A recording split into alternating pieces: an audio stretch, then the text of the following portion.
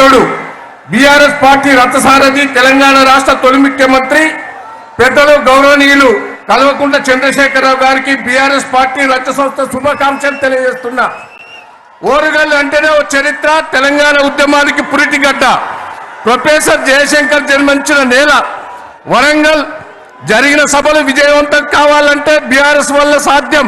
2003లో 2018లో జరిగిన బీఆర్ఎస్ గర్జన తర్వాత భారీ ఎత్తున ఈ సభ జరుగుతున్నది. బీఆర్ఎస్ పార్టీకి నుంచి వచ్చిన పెద్దలందరికీ, ఇక్కడికి వచ్చిన మాజీ మంత్రులు, వర్కింగ్ ప్రెసిడెంట్ హరీష్ రావు గారు, కవిత గారు, డిప్యూటీ స్పీకర్ గారు, సభా నాయకుడు సురేష్ రెడ్డి గారు, ఇంకా చాలా మంది ఎమ్మెల్యేలు, ఎంపీలు, ఉద్యమకారులు, పెద్ద ఎత్తున కదిలి వచ్చిన ఉద్యమకారులు, వరంగల్ జిల్లా ప్రజలకు, తెలంగాణ ప్రజలందరికీ స్వాగతం చెప్తూ ఇప్పుడు కేసీఆర్ గారిని మాట్లాడవలసిందిగా అందరు గట్టిగా చప్పట్లు కొట్టి స్వాగతం చెప్పవలసిందిగా విజ్ఞప్తి.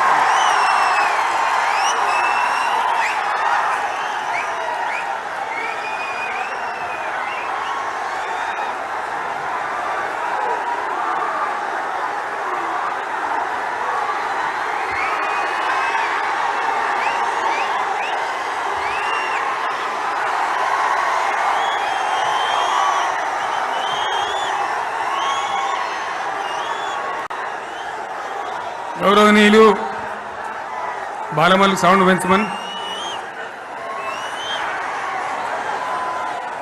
బీఆర్ఎస్ రాష్ట్ర కార్యవర్గ సభ్యులు, జిల్లా పార్టీ అధ్యక్షులు, గౌరవనీయులైన ప్రజాప్రతినిధులు, మాజీ ప్రజాప్రతినిధులు, లక్షలాదిగా తరలివచ్చిన ప్రియతమ కార్యకర్తలు, సైకిళ్ల మీద, ఎడ్ల బండ్ల మీద, పాదయాత్ర పథికులుగా అనేక పద్ధతుల్లో అనేక ప్రాంతాల నుంచి ఈ సభకు విచ్చేసిన ప్రతి ఒక్కరికి పేరు పేరున వందనం, శుభాభివందనం. మీ అందరికీ కూడా తెలంగాణ రజతోత్సవ శుభాకాంక్షలు నేను తెలియజేస్తా ఉన్నాను.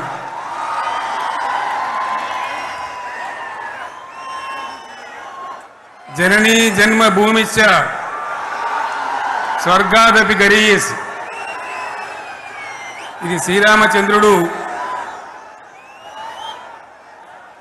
లంక మీద యుద్ధం చేసి రావణ సంహారం చేసి అయోధ్యకు తిరిగి రావాలి అనేటువంటి ఆలోచనలో ఉన్నప్పుడు రాముల వారి సోదరుడు లక్ష్మణుడు సహా ఆయన వెంట ఉన్న చాలామంది పెద్దలు లంక చాలా సువర్ణమయంగా ఉంది, అద్భుతంగా ఉంది, మనం ఇంకా అయోధ్యకి ఎందుకు, ఇక్కడి నుంచే పరిపాలన చేద్దామని అంటారు.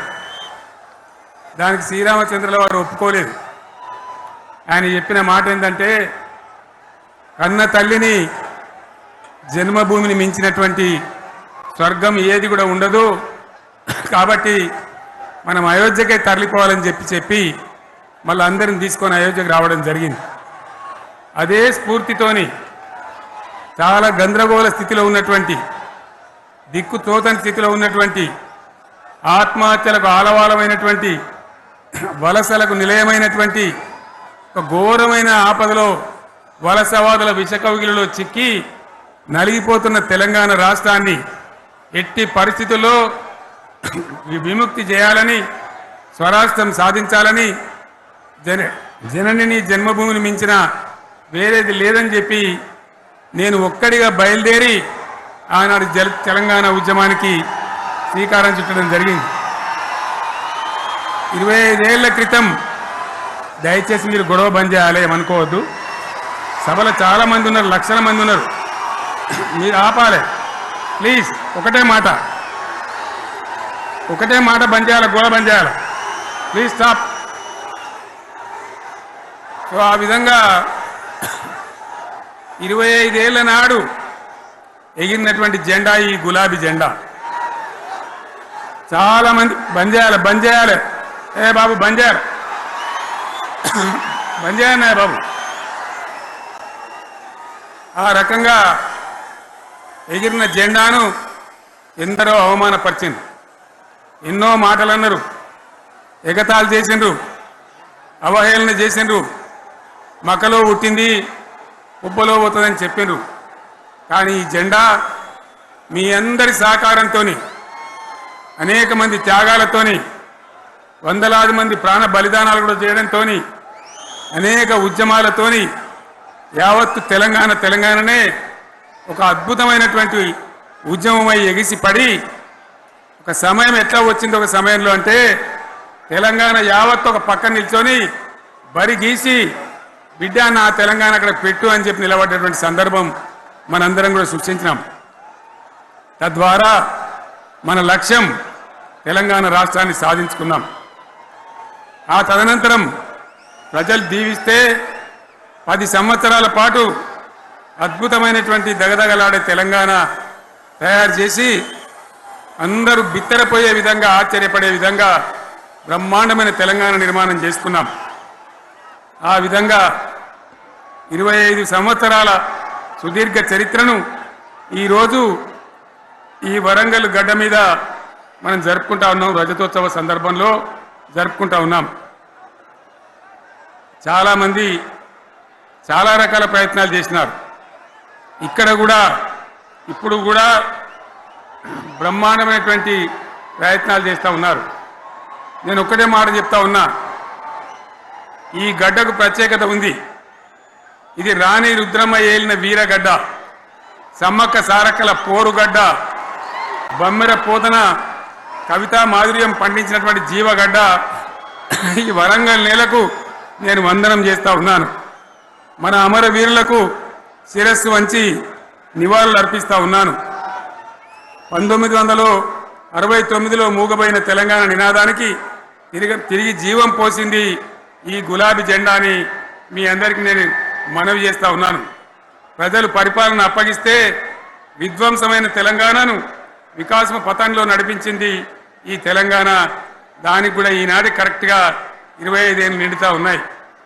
ఆనాడు కొండా లక్ష్మణ్ బాపూజీ గారు ఆశ్రయం ఇస్తే ఏప్రిల్ 27, 2001 జలదృశ్యంలో టీఆర్ఎస్ ఆవిర్భావం తెలంగాణ చరిత్రనే మలుపు తిప్పిన ఒక మహోజ్వల ఘట్టం.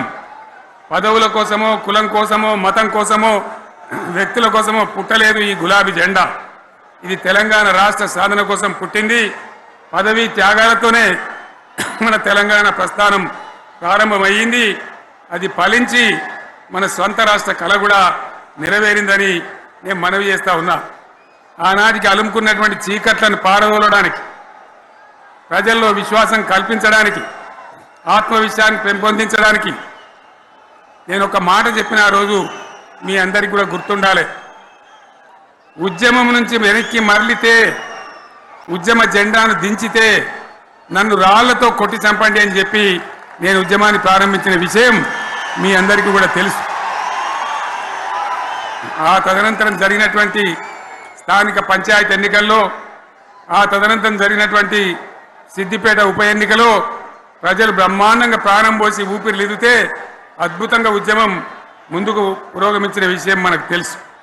60 ఏళ్ల సమైక్య పాలనలో తెలంగాణది ఎంత గోస, ఎంత దుఃఖం, ఎంత వేదన, ఎంత హింస, ఎంత అణిచివేత చూసినామో మనందరికీ కూడా బాగా తెలుసు. గోదావరి కృష్ణనీళ్ళు దక్కకుండా తరలిపోతే తల్లి సనుబాలకు నోచని పిల్లల్లాగా తెలంగాణ బిడ్డలు రోధించారు. కరువుల కాటకాలకు గురయ్యారు. అర్ధరాత్రి కరెంట్లు పెట్టబోయి పాములు గుట్టి, తేలు గుట్టి చాలా భయంకరంగా అనాథల్లాగా చనిపోయినారు. ఆ రకంగా జరుగుతూ ఉంటే ఇక్కడ ఉన్నటువంటి ఆనాడు కాంగ్రెస్లో, టీడీపీలో ఉన్నటువంటి నాయకులు పదవుల కోసం పెదవులు మూసిండ్రు తప్ప ఏనాడు నోరు తీసి కొట్టాడలేదు. గులాబీ జెండా ఎగిరేదాకా కనీసం తెలంగాణ సోయిని కూడా ప్రదర్శించలేకపోయినారు. మీ అందరికీ తెలుసు, తెలంగాణ కోసం అవసరమైన ప్రతి సందర్భంలో పదవులు త్యాగం చేసిన వాళ్ళు బీఆర్ఎస్ బిడ్డలు అని చెప్పి నేను గర్వంగా మనవి చేస్తా ఉన్నా. కానీ పదవుల కోసం తెలంగాణను ఆగం చేసిన వాళ్ళు ఆనాడు ఉన్నటువంటి కాంగ్రెస్ నాయకులు అని చెప్పి కూడా నేను మనవి చేస్తా ఉన్నా. చంద్రబాబు నాయుడు ఆనాడు ముఖ్యమంత్రిగా ఉండి ఎంత ఘోరమంటే హైదరాబాద్ నడిబొడ్డున ఉండే తెలంగాణ గడ్డలో ఉండేటువంటి రాజధానిలో మన శాసనసభలో తెలంగాణ పదాన్నే నిషేధించినాడు. తెలంగాణ అనవద్దని స్పీకర్ ద్వారా రూలింగ్ ఇప్పించినారు. ఇదే జిల్లాకు చెందినటువంటి ప్రణయ్ భాస్కర్ గారు ఆ రోజు ఎమ్మెల్యేగా శాసనసభలో తెలంగాణ అంటే అది నేరమైనట్టుగా పరిగణించి తెలంగాణ పదాన్ని నిషేధించేటువంటి ప్రయత్నం చేసినారు. మిత్రులారా, మీకు అందరికీ చరిత్ర తెలుసు. ఆనాడైనా ఏనాడైనా ఈవెన్ ఈనాడైనా తెలంగాణకు విలన్ నంబర్ 1 కాంగ్రెస్ పార్టీ అని మనవి చేస్తా ఉన్నా. మనందరికీ కూడా తెలుసు ఆ విషయం. తెలంగాణ హైదరాబాద్ స్టేట్ పేరుతో ఉన్ననాడు ప్రజలు వద్దంటుంటే కూడా బలవంతంగా తెలంగాణను ఆంధ్రాతో కలిపిన వాళ్ళే. ఏందా బాబు, ఏందా పనిలేదా? రెడ్డి ఎవరెవరు పోండి, మీకేం పనిలేదా? ఈ 10 మంది కాదు కదా, సభ అంతా ఉంది కదా, ఉండండి, కామ్ ఉండండి, డిస్టర్బ్ చేయదు మీరు. అట్లా బలవంతంగా ఆనాడు ఆంధ్రలో విలీనం చేసింది కాంగ్రెస్ పార్టీ, జవహర్లాల్ నెహ్రూ. 69లో ఉద్యమం వస్తే 400 మంది తెలంగాణ బిడ్డలను పిట్టల్లాగా కాల్చి చంపింది ఇందిరాగాంధీ ప్రభుత్వం, ఆనాడు ఉన్నటువంటి కాంగ్రెస్ పరిపాలన. మళ్ళీ 2001 నుంచి మనం విజృంభిస్తే నంగనాచిలాగా ఇదే కాంగ్రెస్ వచ్చి మన బలాన్ని, మన ఊపును చూసి పొత్తు పెట్టుకొని తెలంగాణ ఇస్తామని నమ్మబలికి మనతో పొత్తు పెట్టుకున్నది కూడా మీరు చూసినారు. మళ్ళా ఎగ్గొట్టే ప్రయత్నం చేసినారు. 14 ఏళ్ళు ఏడిపించినారు. అది మీ అందరికి తెలుసు. వాళ్ళు ఎట్టెట్లా చేస్తూ ఉంటే వాళ్ళ మోసాన్ని కప్పేయడానికి నేను ఇదే జయశంకర్ సార్ కలిసి 36 పార్టీలతోని సమ్మతి లేఖలు తెచ్చినాం. దేశ రాజకీయ వ్యవస్థను మొత్తం ఒప్పించినాం. కాంగ్రెస్ మెడలు వంచినాం. అప్పటికి కూడా ముందుకు రాకపోతే కేంద్ర మంత్రి పదవుల్లో ఉన్నటువంటి మేమందరం, ఇక్కడ రాష్ట్రంలో మంత్రులుగా ఉన్నటువంటి మిత్రులు అందరం కూడా రాజీనామాలు వాళ్ళ ముఖాన కొట్టి బయటకు వచ్చి మళ్ళా ఉద్యమ జెండాలు పట్టుకున్నాం. ఆ తర్వాత కూడా కదిలిసి రాకపోతే నేను ప్రాణాలకు తెగించి చివరికి ఆమరణ దీక్షకు పొందుకున్న సంగతి కూడా మీకు తెలుసు. ఆ సందర్భంలో భయపడ్డ కాంగ్రెస్ పార్లమెంట్లో ప్రతిపక్షాలన్నీ కాంగ్రెస్ గొంతు పట్టుకుంటే అప్పుడు దిగివచ్చి తెలంగాణ కోసం ప్రకటన చేసిన విషయం మీకు తెలుసు.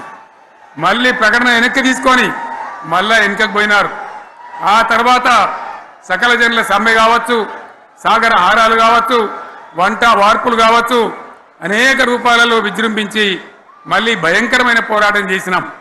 మళ్ళీ 3 ఏళ్ల తర్వాత వాళ్లకు రాజకీయ అవసరం ఏర్పడి ఆనాడు వచ్చి మళ్ళీ తెలంగాణ ఇస్తామని ప్రకటించి వాళ్ళకి ఇష్టం లేకపోయినా తెలంగాణ సృష్టించినటువంటి ఆ సుడిగాడుపులుగా తట్టుకోలేమని భయపడి తెలంగాణ ఇచ్చిన విషయం కూడా మీకు తెలుసు. తదనంతరం ప్రజలు మనకు అధికారం ఇచ్చినారు. దాన్ని మనం ఏదో అధికారం అనుభవించడానికి తీసుకోలే, బాధ్యతగా తీసుకున్నాం. ఎంత బ్రహ్మాండంగా పనిచేసినాం. రాష్ట్రాన్ని మన చేతిలో పెడితే ఎక్కడున్న తెలంగాణను ఎక్కడ తీసుకొని పోయినాం. అనేక రంగాలలో please please please please please ఒకటే మాట, ఏ బాబు ఇక్కడ నేను మాట్లాడుతున్నా, అక్కడ మీరు మాట్లాడుతున్నా, మీకు ఏమైనా అర్థం ఉన్నదా? ఏది అర్థం కావాలి ప్రజలకు? ఏం పని లేదావా? ఇదేం పద్ధతి? మీరు పార్టీ కార్యకర్తలేనా? సైలెన్స్ ఉండండి. అంతమంది నన్ను లక్షల మందిలో మీరు 10 మంది ఏందా ఇక్కడ? 10 నిమిషాలు సైలెంట్గా ఉండలేరా? చివరిలో బాగా చెప్తాం, స్లోగా అద్భుతంగా దుంకుదాం, స్టే ఎత్తు దుంకుదాం. మీరు బాధ్యత చూడాల్సింది ఏంటంటే మీరు అరవడం బంద్ చేయండి. ఇంతమంది ఉన్నారు, ఏం సీఎం పనిలేదా నీకు? మళ్ళీ అందరు ఇళ్లలోకి చేరుకోవద్దా? క్షేమంగా పోవద్దా? ఎక్కడెక్కడి నుంచో దూరం నుంచి వచ్చిన వాళ్ళు ఉన్నారు. 10 నిమిషాలు మీరు సైలెంట్గా ఉండండి. ముందరున్న వాళ్ళు 10 ఏళ్ల బీఆర్ఎస్ పాలనలో ఎక్కడున్న తెలంగాణ ఎక్కడికి పోయింది? ఎన్ని రంగాలలో ఎన్ని అవార్డులు వచ్చినాయి? ఎన్ని అద్భుతమైన పనులు చేసి చూపెట్టినాం. తెలంగాణ అంటే ఒకప్పుడు వెనుకబడ్డ ప్రాంతం, ఎగతాళి చేయబడ్డ ప్రాంతం, పనికిమాలిన ప్రాంతం అని పేరు పెట్టిన ప్రాంతం. కానీ ఎన్ని రంగాలు తలసరి ఆదాయాన్ని బ్రహ్మాండంగా పెంచినాం. 90,000 ఉన్న తలసరి ఆదాయాన్ని 3.5 లక్షల పైచీలకు పెంచుకున్నాం. జిఎస్డిపిని దేశంలో నంబర్ 1 స్థానానికి తీసుకెళ్ళినాం. తెలంగాణలో బ్రహ్మాండంగా పెండింగ్ ప్రాజెక్టులన్నీ కూడా కంప్లీట్ చేసుకున్నాం. కల్వకుర్తి కావచ్చు, నెట్టెంపాడు కావచ్చు, భీమా కావచ్చు, ఎల్లంపల్లి కావచ్చు, మిడిమానేరు కావచ్చు, అక్కడ మేఘాల మీద పనిచేసి దాన్ని అంతా కూడా కంప్లీట్ చేసి ఒక్క పాలమూరు జిల్లాలోనే 10 లక్షల ఎకరాలకు సాగునీళ్ళు ఇచ్చుకున్నాం. బ్రహ్మాండమైనటువంటి ఇరిగేషన్ ప్రాజెక్టు కంప్లీట్ చేసుకున్నాం. 3.5 లక్షల టన్నుల వడ్లు పండించే స్థాయికి తెలంగాణను తీసుకొని పోయినాం. వరంగల్ గడ్డ కోసం, ఇదే జిల్లా కోసం పెండింగ్లో ఉన్న దేవాదుల ప్రాజెక్టును కంప్లీట్ చేసి ఈ గడ్డకు నీళ్లు తెచ్చుకున్నాం. 3 ఏళ్లలో కాళేశ్వరం ప్రాజెక్టు కట్టుకున్నాం. వాగుల మీద, వంకల మీద చెక్ డ్యాములు కట్టుకున్నాం. మిషన్ కాకతీయ పేరు మీద చెరువులన్నిటి పూడికలు తీసుకున్నాం. ఒక అద్భుతమైన తెలంగాణను తయారు చేసుకున్నాం. పడావు భూములన్నీ పంట పొలాలుగా మార్చుకున్నాం.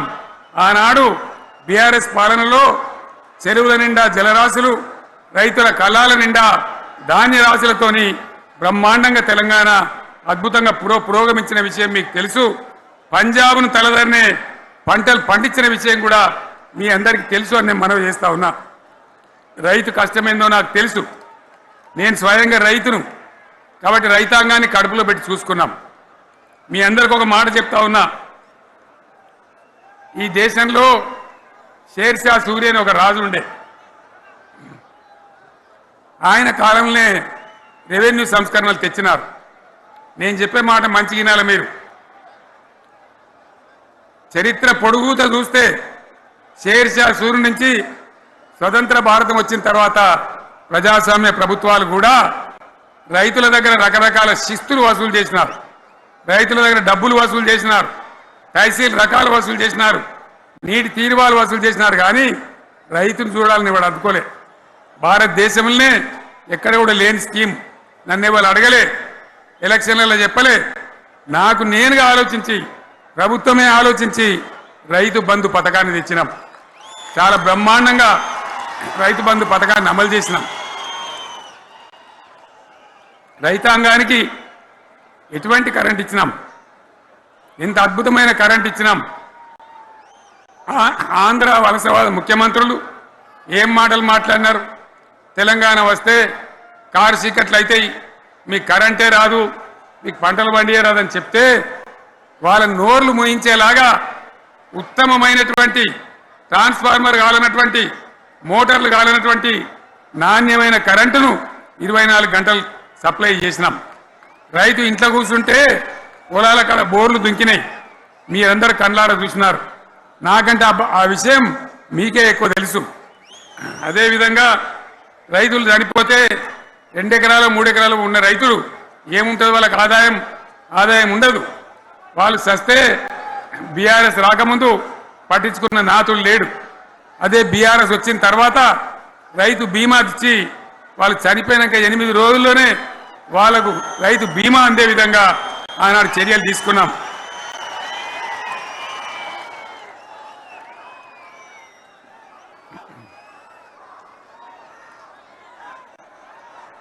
పైసలు ఎంత మంచిగా వచ్చేది, రైతు బంధు డబ్బులు ఏ విధంగా వచ్చేది. శనుకులు పడుతుంటే చకాచకా వచ్చి బ్యాంకులలో డబ్బులు పడి రైతుల సెల్ ఫోన్లు మోగుతుండే. ఆ విధంగా కడుపులో చల్లగదలకుండా రైతాంగానికి రైతు బంధు పథకాన్ని అమలు చేసుకున్నాం. రకరకాల వ్యక్తులు రకరకాల మాట్లాడినారు. జై కిసాన్ జై జవాన్ అన్నారు తప్ప వాళ్ళ సంక్షేమం ఏ ప్రభుత్వం కూడా చూడలేదు. అదేవిధంగా ధాన్యం రైతులు పండిస్తే కొన్ని 100 కోట్ల రూపాయలు ప్రభుత్వానికి నష్టం వచ్చినా ఏ విధంగా ధాన్యం కొన్నామో, ధాన్యం ఎంత బాగా కొన్నామో, వడ్లు కొంటే 3-4 రోజులనే డబ్బులు రైతుల ఖాతాలో ఎట్లా చేసినామో అవన్నీ కూడా యావత్ తెలంగాణ ప్రజలకు మీకు తెలుసు. అంతకుముందు మధ్య దళారుల పాలు ఎన్నో రకాల బాధలు, 7,500 కొనుగోలు కేంద్రాలు పెట్టి ధాన్యం ఎట్లా వేసినామో కూడా మీ అందరికీ బాగా తెలుసు. మరి ఇదంతా కూడా బ్రహ్మాండంగా జరిగింది. ఎన్నో పనులు, మిషన్ భగీరథ ఎన్నికల ప్రణాళికలు చెప్పలే, ఓట్ల ప్రచారం అప్పుడు చెప్పలే. గవర్నమెంటే చేసింది. ఇంతింత నల్లబెట్టి ప్రజలకు అందియడం జరిగింది. రైతు బంధు కానీ, రైతు బీమా కానీ, కళ్యాణ లక్ష్మి కానీ, కేసీఆర్ కిట్ కానీ, కంటి వెలుగు లాంటి ప్రోగ్రాం కానీ ఎవరు అడిగిన నన్ను ఎవరు అడగలే. అయినా మా అంతల మేమే మన రాష్ట్రం మన ప్రజలని వాళ్ళని బాగు చేసుకోవాలని చేసినాం.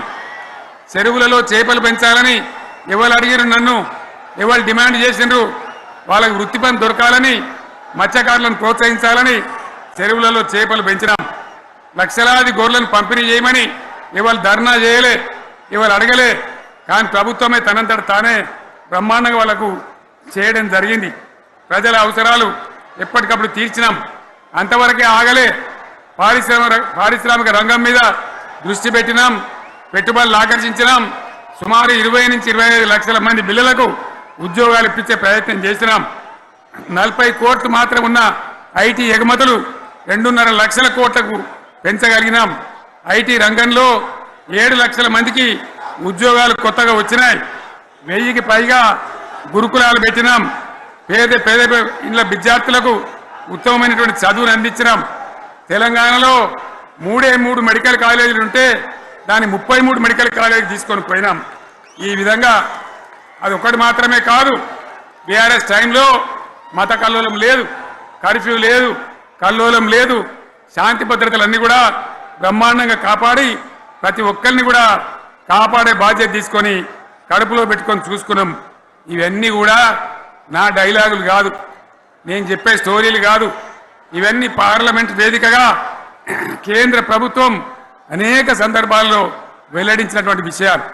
Reserve bank of India, comptroller general of India వాళ్ళు వెల్లడించినటువంటి అధికారమైనటువంటి లెక్కలని చెప్పి కూడా నేను మీకు మనవి చేస్తా ఉన్నా.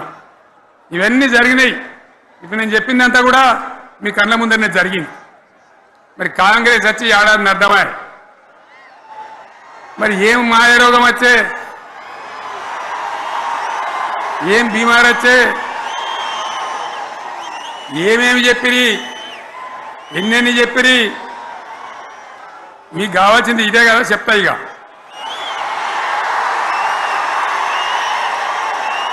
వాళ్ళ కథ చెప్పే ముందు మన కథ కూడా చెప్పాలి కదా. ఏమేం మాటలు మాట్లాడినరు. అరే మళ్ళేం సీఎం పెట్టిరా భయ్, ఎక్కడికెళ్ళి మోపోయినరా మీరు? బుద్ధి లేదా? ఆగు. ఏమైనా లుబాబీ ఆగు. వద్దంటే మళ్ళీ ఏందండి ఇవాళ రాజశేఖర వాళ్ళు అది మనోడేనా?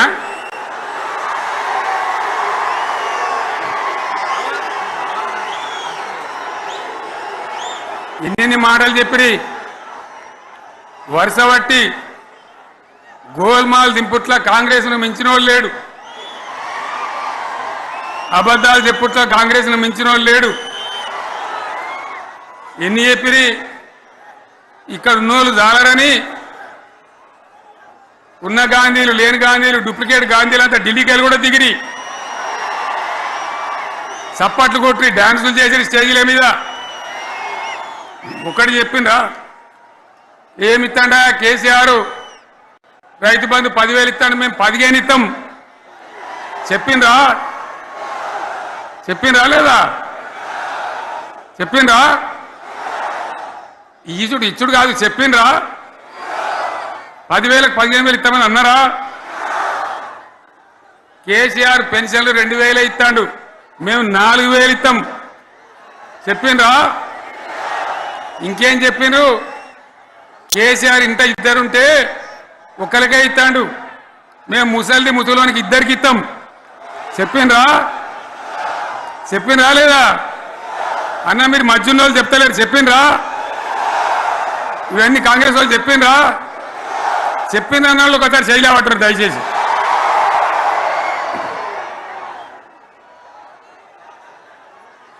దివ్యాంగులకు కేసీఆర్ 4,000 ఇస్తాడు పెన్షను, మేము 6,000 ఇస్తామని అన్నారా? ఇక చదువుకునే ఆడిపోరగాళ్ళకు స్కూటీలు కొనిస్తామని కొనిచ్చారా? అన్నారైతే అన్నారు కదా. విద్యార్థులకేమో విద్యా కార్డు ఇస్తామని 5 లక్షల గ్యారంటీ కార్డు బ్యాంక్ కార్డు ఇస్తామని ఇట్లా ఎన్ని మాటలు చెప్పారు. ఇక ఉరుకురి ఒకరినికోడు ఉరుకురి 2 లక్షల లోన్ తెచ్చుకొని డిసెంబర్ 9 నాడే కథం, ఒక కలంపోడుతోనే కథం అన్నరా మరి చేసిండ్రా? చెయ్యలే.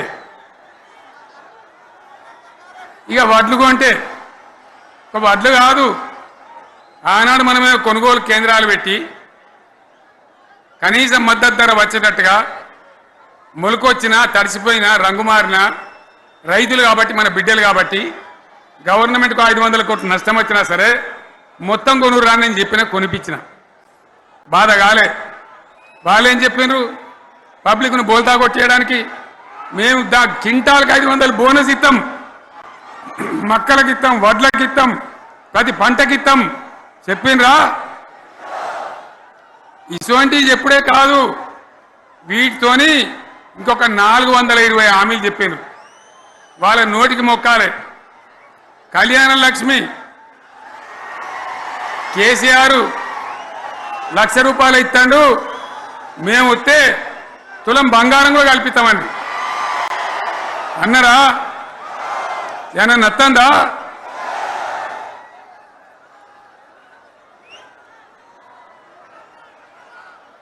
ఇక హామీలు ఇచ్చుడు కాదు, పెద్ద పెద్ద బుక్కులు వంచి ఊరూరికి వంచారు. సిగ్గులేక ఊళ్ళ పంట తిరిగి బాండ్ పేపర్లు రాసిచ్చారు. బాండ్ పేపర్లు ఇంటికి తిరిగిండ్రు. చెప్పిండ్రా? చాలా మంది అడిగిండ్రు. మరి మీరు అడ్డగోలు చెప్తున్నారు, అడ్డం పొడుగు చెప్తున్నారు, ఎటువంటి అడ్డ చెప్తున్నారు, యాడికెళ్ళి ఇస్తారా భయ అని అడిగిండ్రు. పేపర్ వాళ్ళు అడిగిండ్రు. ఇప్పుడు ఆర్థిక మంత్రి ఉన్నాయన టీవీలలో చెప్పిండు, ఆయన ఇస్తాం చేసి చూపిస్తాం, మాది పేద పార్టీ, 120 ఏళ్ళ అనుభవం ఉన్న పార్టీ, మమ్మల్ని మించిన సిపాయిలు లేరు అని ఒకటి జబ్బాలు తెరిచే, ఒకటి మెడలు తెరిచే డైలాగులు కొట్టి మేము ఇచ్చేస్తామన్నారు. ఇచ్చిండ్రా? ఇయ్యలే. రుణమాఫీ చేయలే. మధ్యలో పార్లమెంట్ ఎలక్షన్ వచ్చినాయి. అప్పుడు నాకు కాలు ఇరిగింది, మెంటుకుంటున్నా మళ్ళీ నేను బయలుదేరిన. ఆ దెబ్బకి ఏం చేసిండ్రు? తెలంగాణలో ఎన్ని దేవుళ్ళు ఉన్నాయో అన్ని దేవుళ్ళ మీద ఒట్లు పెట్టుకున్నారు. పెట్టిండ్రా? బహిరంగ సభలలో ఆడిడ కూడా కాదు. ఇన్ని మాటలు చెప్పి ప్రజల్ని ఏమార్చింది. ఒక ఉచిత బస్ అని పెడితే అది జుట్లు పట్టుకొని కొట్టుకుంటానికి మనకత్తాను తప్ప ఏమనికి ఉపయోగపడ్డది లేదు. ఆ మహిళలు అంటారు మాకు ఎందుకు ఉచిత బస్ దరిద్రం, మాకు అవసరమే లేదు అంటాను. అటువంటి ఒక్క పథకం పెట్టి ఇక ఇప్పుడు మళ్ళీ పెద్ద నోరు పెట్టుకొని వాళ్ళే మాట్లాడతారు. అంటే అంటే మాట్లాడతారు, అబద్ధాలు చెప్తారు. మాట్లాడితే బీఆర్ఎస్ వాళ్ళ మీద నింద, మాట్లాడితే కేసీఆర్ మీద నింద. ఇది ఒక అలవాటు చేసుకొని ఎవరికి నోరుంటే వాంటే లెక్క అనే పద్ధతిలో అడ్డమైన మాటలు మాట్లాడుతూ చాలా ఘోరంగా మోసం చేస్తూ ఉన్నారు. ఎట్లున్నదంటే కాంగ్రెస్ వాళ్ళు చెప్పింది చాలా సిపాయిలం, మా అంత సిపాయి లేడంటే జనం నమ్మితిమి, ఆశపడ్డాం కదా, నమ్మి బోల్తా పడ్డాం కదా, గల్లంత అయినాం కదా. ఒక ఊళ్ళే మొలక నాట్లేసే టైం వస్తే అలుకుడు చేస్తాను, బడ్డాలుతాను. మొలకకు అలుకుడు చేస్తాం కదా, తుకాలు పోయేమా పెద్ద మొగోడని ఒకరిని పిలిచిరట. మొగోడని మొలకాల్చడానికి పిలిస్తే ఎలక పిల్లని చూసి ఎలంకర పడ్డాడు. ఇక మా అంత సిపాయిలు లేరు, మేము తెచ్చే ఇస్తాం, 6 సందమామలు పెడతాం, 7 సూర్యులు పెడతాం అని నమ్మబలికి ప్రజలను దగా చేసి మంచిగున్న తెలంగాణ నాగం పట్టించి ఓట్లు వేయించుకొని ప్రజలను మోసం చేసిండ్రు, దగా చేసిండ్రు. ఈ మాట నిజం, మీ అందరికి తెలుసు. ఇవాళ ఏం మాట్లాడతారు? మమ్మల్ని ఎవరు నమ్ముతలేడు, మాకు అప్పు ఊడతలేదు, యాడికెళ్ళి తెచ్చియాలి అని ఇప్పుడు మాట్లాడుతున్నాం. అప్పుడేమో మాకు అపారమైన అనుభవం ఉంది, మేము చేస్తామన్నారు. ఒక్క మాట చెప్తున్నా మిత్రులారా, ఇక్కడ నోళ్ళం మనమే కాదు, నా ప్రసంగం టీవీలలో వినేటువంటి కోటాను మందికి కూడా నేను మనవి చేస్తా ఉన్నా. ఇంత మోసం ఉంటుందా? ఇంత దగా ఉంటుందా? ఓట్లయితారా అని అవతల పడదామని ముచ్చట్నా? ఎంతవరకు ఇది కరెక్టు? తెలంగాణ ఎంత మంచిగా పోయేది, ఇప్పుడు బొందలు పడగొట్టినరా? ఎంత ఘోరమైనటువంటి ఫలితం మనం చూస్తున్నాం. ఇవాళ ఏం జరుగుతూ ఉంది? మళ్ళీ అన్ని మోపైనాయి. ఇక దుకాణం పెడతామన్నారు, లొల్లు పెట్టిండ్రు, బొబ్బ పెట్టిండ్రు. ఇక ఓట్లయినాక ఎత్తడు, తవ్వడు, మోయాడు. బాయి పడతాం జోరుగా చెప్తే 6 నెలల ఏమయ్యారంటే ఇక ఆయనతో రేపు అవుతుంది, ఎల్లుండి అవుతుంది, సంక్రాంతికి అవుతుంది, దీపావళికి అవుతుంది, మార్చి 31కి అవుతుంది. మార్చి 31 లేదు, మన్ను లేదు, ఏది కూడా చేసింది లేదు. మొత్తం ఆర్థిక పరిస్థితిని దెబ్బతీసింది. తెలివి తక్కువ పనితోని, అవివేకం వల్ల, అజ్ఞానం వల్ల పరిపాలన చేయరాక సర్వనాశనం చేసింది. రాష్ట్ర ఆర్థిక పరిస్థితి ఎంత మంచిగుండే, ఎంత బాగా పోతా ఉండే. మేము కష్టపడి కడుపు కట్టుకొని నోరు కట్టుకొని సంవత్సరానికి 10 నుంచి 15 వేల కోట్ల ఆదాయం పెంచినాం. అనేక రివ్యూ మీటింగులు చేసినాం. ఎంత బాగా తీసుకొని పోయినాం, తెలంగాణను ఎట్లా తయారు చేసినాం, ఆ విధంగా తీసుకొని పోయినాం. ఇవాళ ఒక్క మాట మీరు అందరూ ఆలోచన చేయాలి. ఇక్కడ ఉన్నవాళ్ళు కానీ నా మనసు బాధ అవుతుంది, నా మనసు కాలుతుంది, ఇబ్బంది అవుతుంది. నా కళ్ళ ముందటనే తెలంగాణ ఇట్లా కావడం నాకు దుఃఖం కలిగిస్తూ ఉంది. నేను ఆవేదనతో చెప్తున్నా ఈ మాట. ఒక్క మాట మీరు అందరూ ఆలోచన చేయండి. తెలంగాణలో భూముల ధరలు ఎట్లుండే? కేసీఆర్ ముఖ్యమంత్రి ఉన్నప్పుడు, బీఆర్ఎస్ రాజ్యం చేసినప్పుడు భూముల ధరలు ఎట్లుండే? ఆనాడు కొనేటోళ్ళు ఎక్కువ ఉండిరి, అమ్మేటోళ్ళు తక్కువ ఉండిరి. ఇవాళ ఆపదకి అమ్ముకుందామంటే భూములు కొనేటోడు ఉన్నాడా? అడుగుతున్నా భూముల ధరలు ఎక్కడికి పోయినాయి? ఎవరికన్నా 5 ఎకరాలు డాంబర్ రోడ్ పక్కకుంటే నేను 5 కోట్ల మనిషిని, నేను కోటీశ్వరుని ధైర్యంలో రైతులు ఉండరు. ఇవాళ అడిగేటోడు ఉన్నాడా? ఉన్నదా? ఒక్కటే ఏడాదిలో గింత గల్లంత అవుతుందా? కేసీఆర్ పక్కకు పోగానే ఇంత ఆగమవుతుందా? ఇంకో మాట నేను అడుగుతా ఉన్నా. కరెంటును 35 ఏళ్ళు బాధపడ్డాం. నా బావి కాడ కూడా మోటార్లు కాలిని. బీఆర్ఎస్ వచ్చినాక, నేను ముఖ్యమంత్రి అయినాక ఒక్కటే ఏడాది బావుల దాన్ని చక్కగా చేసి 24 గంటల కరెంటు ఇయ్యలే, నడవలే. రెప్పపాటు కూడా కరెంటు పోకుండా 24 గంటల కరెంటు తేలేదా? మరి మా అంత సిపాయి లేరంటే కేసీఆర్ మంచిగా ఇచ్చిన కరెంటు మీకెందుకు ఇయ్యే శాతం అయితే లేదు అని చెప్పి నేను అడుగుతా ఉన్నా. తెలంగాణ ప్రజల పక్షాన్ని అడుగుతా ఉన్నా. ఎందుకు ఇలా ప్రజల గోస ఉంచుకుంటా ఉన్నారు? మళ్ళా మోటార్లు కాలుతున్నాయి, ట్రాన్స్ఫార్మర్లు కాలుతున్నాయి, లంచాలు పెరుగుతున్నాయి. అది శాతం అయితే లేదా? మళ్ళీ ఇలా తెలంగాణ పోవన్నా మోటార్ పెట్టడానికి? ఏం దౌర్భాగ్యం ఇది! ఎటువంటి శని నెత్తి మీద పెట్టుకున్నాం మనం. మీరందరూ ఆలోచన చేయాలి. భూముల ధరలు ఎటుపోయినాయి, కరెంట్ ఎక్కడ ఎవడెత్తుకపోయా? మిషన్ భగీరథ అసెంబ్లీలో నిలబడి ఛాలెంజ్ చేసిన నేను. 5 ఏళ్ల లోపల ప్రతి ఇంట్లో నల్లా పెట్టి నీళ్ళేయకపోతే మళ్ళా ఎలక్షన్ల పార్టీ మేము నిలవడం, ఓట్లు అడగము అని చెప్పిన నేను. ఎవరు చెప్పాలి? దమ్మున్నోడే చెప్పాలి. చేసి చూపించినాం, నడిపించినాం. ప్రతి ఇంట్లో నల్లా పెట్టినాం. కృష్ణా గోదావరి నీళ్లు తెచ్చి ప్రతి ఇంటి ముందర దుంకిచ్చినాం. అది మీరందరూ దానికి సాక్ష్యం. ఇలాగా మంచినీళ్ళు కట్నే ఇల్లు పెట్టినపోయి ఉన్న పథకం కేసీఆర్ హయాంలోనే అయిపోయింది. ఇంకా మంచినీళ్ళు కూడా ఏ శాతం అయితే లేదా? మేము ఇంత సిపాయిలం అంత సిపాయిలం అని ఎగిరెగిరి దుంకితే మాట్లాడితే మంచినీళ్ళు ఇచ్చే కూడా శాతం అయితే లేదా? మంచినీళ్ళు పోతాయి, కరెంటు పోతుంది, వడ్లు కొనే దిక్కు లేదు. వడ్లు కొంటాను రా, కళ్ళాల కాడ 15 రోజులు వడ్లు కొనే దిక్కు లేదు, అడిగే దిక్కు లేదు. సర్కారు కొనకపోతే దిక్కుమాలని దేవుడా అని ప్రైవేట్ మిల్లర్లకు అమ్ముకుంటున్నాం. మళ్ళీ అక్కడ దళారీలు, అక్కడ దోపిడీ, మళ్ళీ రైతాంగం దోపిడీకి గురవుతున్నది. మళ్ళీ 2014 కంటే ముందటి పరిస్థితులు వస్తూ ఉన్నాయి. ఆ విధంగా ఎందుకు జరుగుతూ ఉంది? ఇది ఎవరి అసమర్థత? కాంగ్రెస్ ప్రభుత్వం యొక్క అసమర్థత కాదా? ఈ కాంగ్రెస్ కాటేయడం కాదా? నేను ఒక్కటే మాట మిమ్మల్ని కోరుతా ఉన్నా, ప్రజలకు నేను అడుగుతా ఉన్నా. పేదలు గుడిసెలు వేసుకుంటారు, ప్రభుత్వ జాగాలలో పాపం తెలిసి తెలియక కొన్ని వేసుకుంటారు. బీఆర్ఎస్ గవర్నమెంట్లో హైదరాబాద్తో సహా, వరంగల్తో సహా అనేక పట్టణాలలో, అనేక ప్రాంతాలలో రాష్ట్ర వ్యాప్తంగా లక్షలాది మందికి మేము పట్టాలు ఇచ్చినాం. బుల్డోజర్లు పెట్టి, జేసీబీలు పెట్టి మేము చెరువులలో పూడికెళ్ళి తీస్తే వీళ్ళేమో హైడ్రా అని మన బొందా అని పెట్టి పేదల ఇండ్లు కూడా కొడతా ఉన్నారు. ఆనాడు చెరువు పూడికలు తీసిన బుల్డోజర్లు ఇలా పేదల ఇల్లు కూడా కొడతా ఉన్నాయి. ఇవన్నీ మనం చూస్తూ ఉన్నాం. చూసి మౌనంగా ఉందామా, కొట్లాడదామా, ఏం చేద్దాం అనేది మనం ఆలోచించే సమయం వచ్చింది. దేశాన్ని నంబర్ 1 స్థాయిలో నిలబెడితే ఇవాళ 14వ స్థాయికి 15వ స్థాయికి తీసుకొని పోయినారు. నా కళ్ళ ముందన్న గిట్ల జరుగుతుంది, ఇంత మాయల్యమే అవుతుంది, ఇంత మోసం చేస్తాడని నేను కూడా అనుకోలే. ఇలా చాలా బాధ కలుగుతూ ఉంది, చాలా దుఃఖం కలుగుతూ ఉంది. ఇంకా ముందరికి పోవాల్సిన తెలంగాణ ఇలా వెనుకకి అయిపోతున్నా ఉన్నది. మళ్ళా ఎవరు దీనికి కారణం? ఈ దుర్మార్గులు కాదా? నిలబెట్టి ఖచ్చితంగా అడగాల్సిన అవసరం ప్రజలకు లేదా? అడగాలి. ఎందుకోసం? టైం ఇవ్వాలని మేము కూడా టైం ఇచ్చినాం. ఏమంటారు? మీకేసినట్టు మాకేసినరా ఓట్లు, మాకు ఏడాదిన టైం ఇయ్యరా, ఏడాదిన అర్థమైన టైం ఇయ్యరా, మీకు కన్నేరురా అని అంటారు. కాబట్టి నేను నోరు తెరవలే, బయటికి రాలే.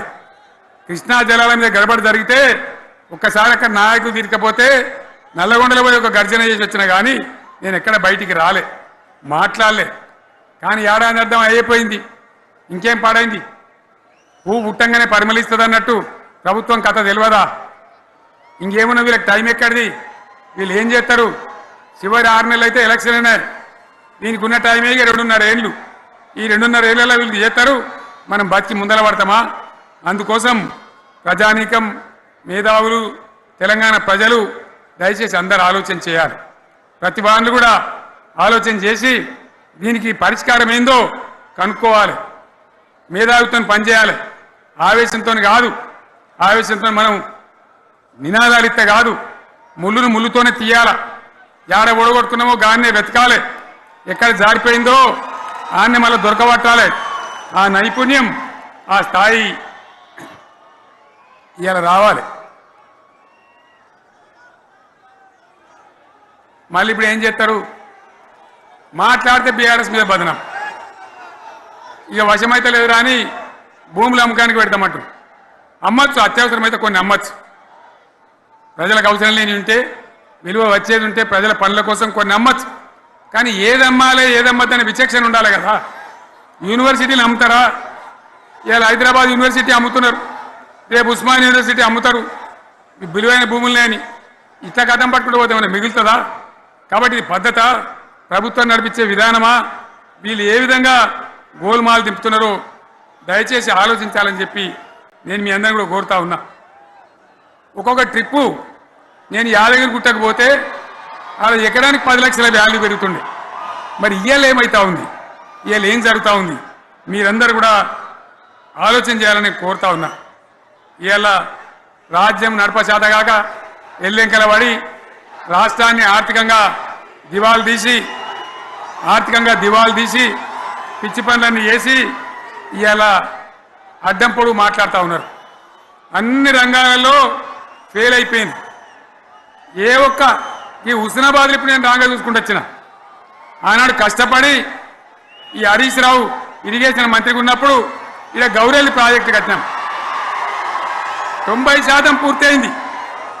గౌరెల్లి ఇరిగేషన్ ప్రాజెక్టు ప్రజలకు సంజాయించి భూములు తీసుకొని ఆనాడు తిరిగి 90% పూర్తి చేసినాం.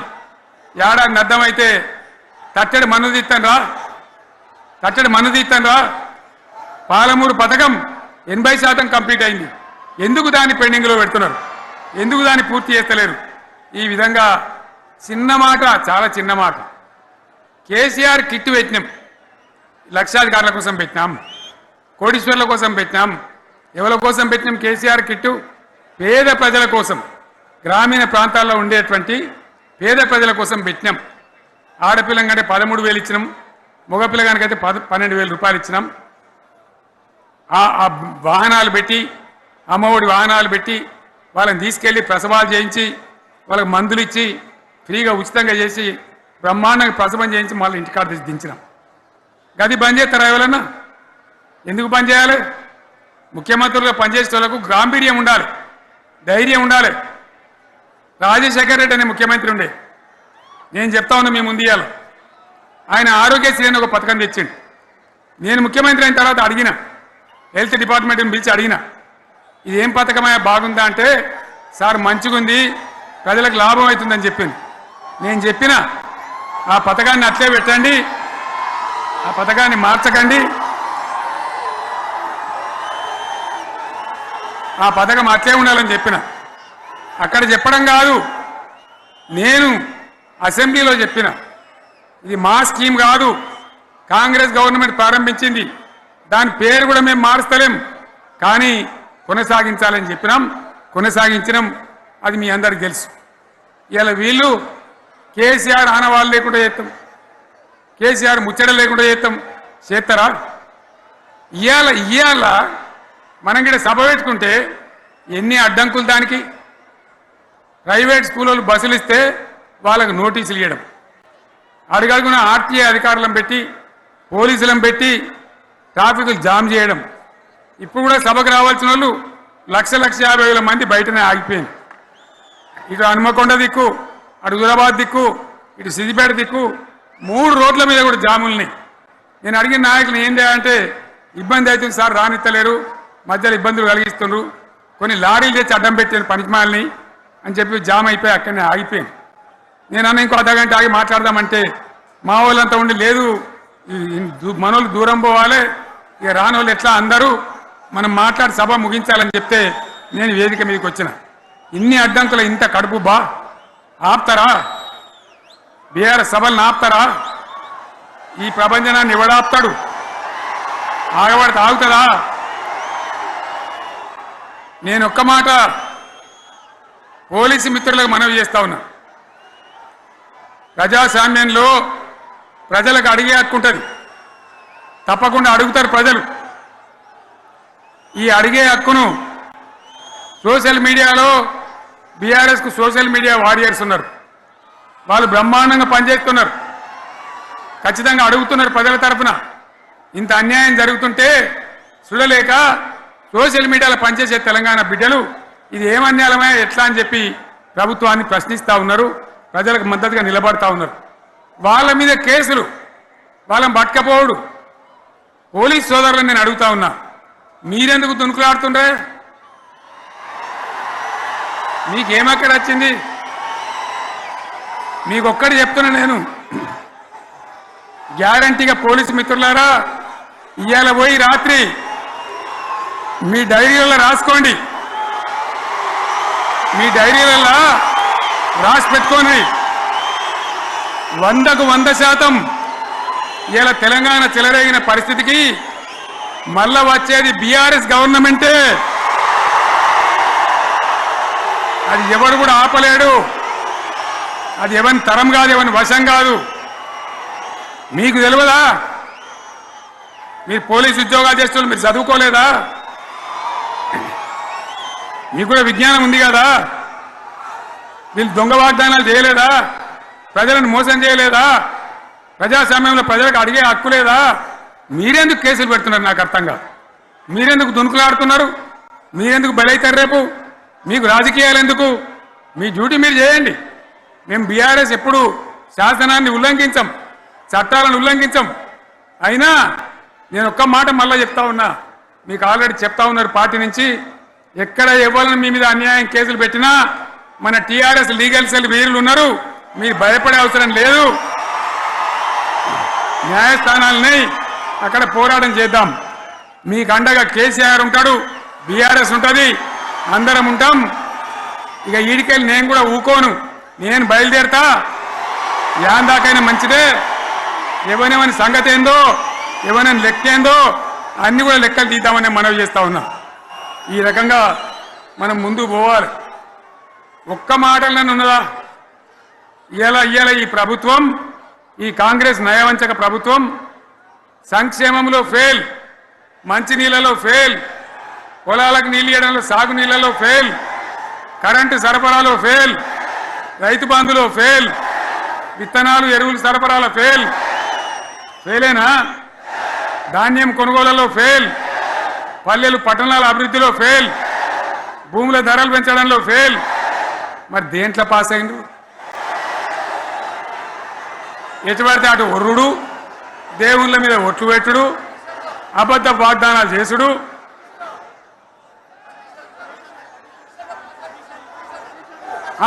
కమిషన్ అట 20-30% కమిషన్లు తీసుకున్నాడు, సంచులు నింపుడు, సంచులు మోసుడు. అంతేనా? కరెక్టేనా ఈ మాట అన్నా? కరెక్టేనా? నేను చెప్పి అన్ని ఫెయిల్ అయిందా ఈ ప్రభుత్వం? నిజమైతే ఒకసారి చేతులు లేవట్రా దయచేసి. స్టేజ్ మీద లేవట్రా? ఫెయిల్ అయినా? ఈ మాట 20% 30% కమిషన్లని నేను అంటలేను. ఎవరన్నారు? స్వయంగా ఆర్థిక మంత్రి ఛాంబర్కు పోయి 200 మంది కాంట్రాక్టర్లు వాళ్ళు లొల్లిపెట్టి మమ్మల్ని 20-30% కమిషన్ అడుగుతుండ్రు, ఇది ఏమన్యాయం అని చెప్పి సెక్రటేరియట్లో చెప్పిన మాట నేను చెప్తా ఉన్నా. ఈ విధంగా మాజీ సర్పంచులు పాపం వాళ్ళు పనిచేసిన మా బిల్లులు ఇవ్వమనంటే వాళ్ళ గోస ఉచ్చుకుంటా ఉన్నారు. వాళ్ళేం పాపం చేసిండ్రు? ఈ విధంగా ఘోరం. ఇంకా ఈ అందానికి ఏం మాట్లాడతారు? కేసీఆర్ నువ్వు రా అసెంబ్లీకి, నీ కాయగూరకుడు ముచ్చట్లు తింటానికా? పిల్లలు అడిగితేనే మీరు జవాబు చెప్తలేరు. ఉన్నట్టు నిలబెడితే ఆ ఆర్థిక మంత్రి అసెంబ్లీలో లేచి 20% కమిషన్ తీసుకుంటాను కేటీఆర్ మాట్లాడితే ఆయన లేచి భుజాలు తడుముకుంటాడు. నీకెందుకు బాధ? నువ్వు తీసుకుంటేనే నీకు బాధ ఉండాలి కదా. లేచి పేదలు ఒలి పెడతా ఉన్నాడు ఆయన అసెంబ్లీలో. ఈ విధంగా చాలా గందరగోళంగా అవివేకంతో అజ్ఞానంతో చాలా ఘోరం చేసి అడ్డమైన మాటలని చెప్పింది. దాంతో మనం కూడా గోల్మాలైపోయినాం. తీర్థం పోదాం తిమ్మక్క అంటే వాడు గుల్లే, మనం సల్లే. ఆ గతికి తెచ్చింది ఇలా ప్రజల గతి. మరి మనం కూడా ప్రజలు కూడా ఆలోచన చేయాలి. ఆవేశం కాదు. గాడిదలకు గడ్డేసి బలరకు పాల్పడితే వస్తాయా? మరి ఇప్పుడు ఏం చేయాలో ఆలోచించాలి. ఓ తమ్ముడు అన్నాడు హైదరాబాద్లో, ఆయన ఇల్లు కూడా కొడితే, కేసీఆర్ అన్నా యాడున్నావు, నువ్వు రావాలి. కత్తి బాంచేతలు పడితే యుద్ధం నన్ను చేయమని పడుతుంది. అంతేనా? ఇది కూడా విచారించాలి ప్రజలు. మీకు అర్థం కావాలని నేను చెప్తా ఉన్నా. అందుకే ఓడగొట్టుకున్న కాడనే వెతుక్కోవాలి. మీ వెంట బీఆర్ఎస్ ఉంటుంది, మీ వెంట కేసీఆర్ ఉంటాడు. 100% మళ్ళా తెలంగాణ విజయం సాధించాలి, గులాబీ జెండా ఎగిరేయాలి, అద్భుతమైన తెలంగాణను మళ్ళీ సాధించాలి. ఇక బీజేపీ కథ 11 ఏళ్ళ రాజ్యం చేయబట్టి తెలంగాణకు 11 రూపాయలు ఇచ్చిండ్రా? వాటిదే బబ్రాజమానం భజగోవిందం, శుష్క ప్రియాలు, శూన్యాస్తాలు తప్ప ఏమి ఇయ్యలే. 157 కాలేజీలు పెడితే మెడికల్ కాలేజీలు ఒక్కటన్నా తెలంగాణకు ఇచ్చిండ్రా? ఒక ప్రాజెక్ట్ కన్నా జాతీయ హోదా ఇచ్చిండ్రా? ఇక కాంగ్రెస్ వాడు ఇట్లా అంటే బీజేపీ వాడు అట్లా, ఏది లేదు. ఇక ఉల్టా మనయే ఖమ్మంలో 7 మండలాలు గుంజుకున్నారు, సీలేరు ప్రాజెక్టు గుంజుకున్నారు. నరేంద్ర మోడీ మాట్లాడతాడు, ఏం మాట్లాడతాడు? తెలంగాణ వచ్చిందిరా అని తెలంగాణలో సంతోషపడితే తల్లిని చంపి బిడ్డను బతికిచ్చిండ్రు అంటాడు. ఎన్నోసార్లు అంటాడు, ఒక్కసారి కాదు. ఈ విధంగా అది కూడా మనం అనిపించేది కాదు. ఈ సందర్భంలో ఒక మాట బీజేపీ అంటే నాకు జ్ఞాపకం వచ్చింది.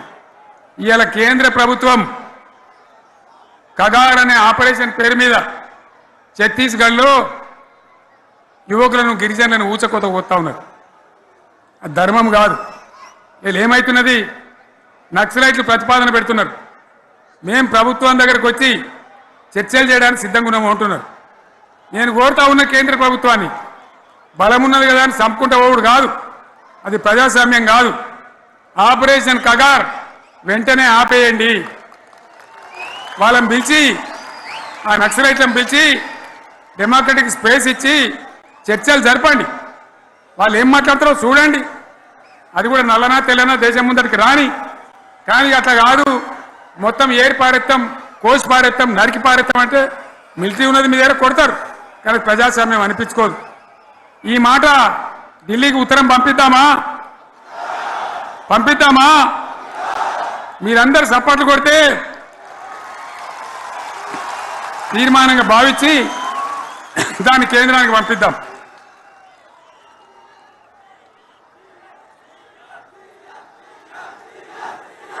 ఇక్కడ 30 లేదు. ఈ సందర్భంలో ఈ రజతోత్సవ వేళ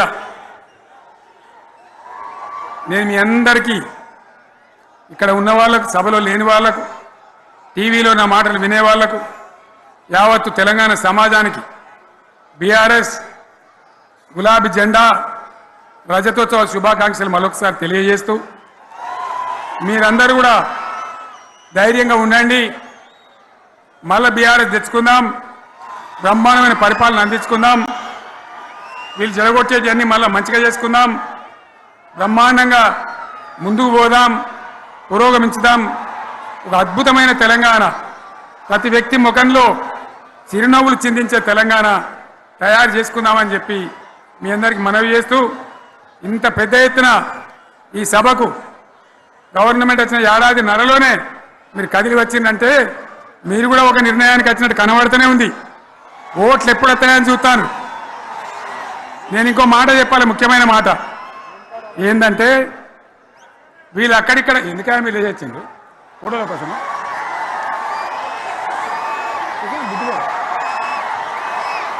ఒక మాట చెప్పాలి, ఏంటి? ప్రభాకర్ రెడ్డి అని మా ఎమ్మెల్యే ఉన్నాడు, దుబ్బాక ఎమ్మెల్యే. ఆయనతో ఎవరు హైదరాబాద్లో మాట్లాడితే, అన్న ఇంకా 3 ఏళ్ళు భరించానే ఈ గవర్నమెంటు అని మాట్లాడింది. ఆయన మాట చెప్పిండు విలేకరులు. అలా చూసారా మా గవర్నమెంట్ పడగొడతారట. మేమెందుకు పడగొడతాం రా భయ్? మాకేమైనా కాల్చేరు గులగుల పెట్టినాయా? మేమా కిరికిరి పని చెయ్యం. బిడ్డ మీరే ఉండాలి, ఓట్లు తీసుకున్నారు, చక్కగా పని చేయకపోతే మీ ఈపులు ప్రజలే సాఫ్ చేస్తారు, అంతే కదా. మేము పడగొట్టాం, మీ గవర్నమెంట్ పడగొట్టాం. ఎందుకంటే మీ సంగతి ఏందో మా సంగతి ఏందో ప్రజలకు పూర్తిగా అర్థం కావాలి. గులాబీ సైనికులకు నాది ఒక్కటే మాట, మనం ఏనాడు మనం పుట్టిందే పదవులు త్యాగం చేసి, పుట్టిందే రాష్ట్ర సాధన కోసం, స్వార్థం కోసం మనం పనిచేయలే.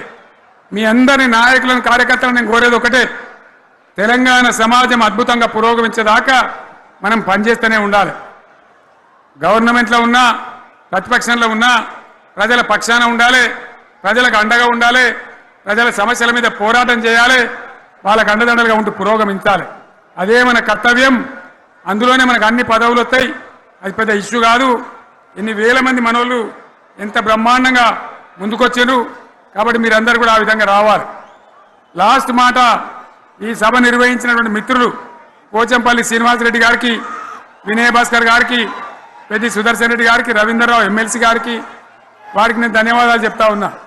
ఇక్కడ భూములు ఇచ్చి బ్రహ్మాండంగా ఆదరించిన ఈ ఎల్కతుర్తి చుట్టుపక్కల గ్రామాల ప్రజలకు కూడా, రైతులకు కూడా నేను ధన్యవాదాలు తెలియజేస్తా ఉన్నా. ఈ రజతోత్సవ శుభాకాంక్షలు మీ అందరికీ మరొకసారి తెలియజేస్తూ నేను మీరు సెలవు తీసుకుంటా ఉన్నా. జై తెలంగాణ, జై తెలంగాణ, జై తెలంగాణ. ధన్యవాదాలు. ఇప్పుడు లొలిపెట్టరా పై, బాగా లొలిపెట్టారు.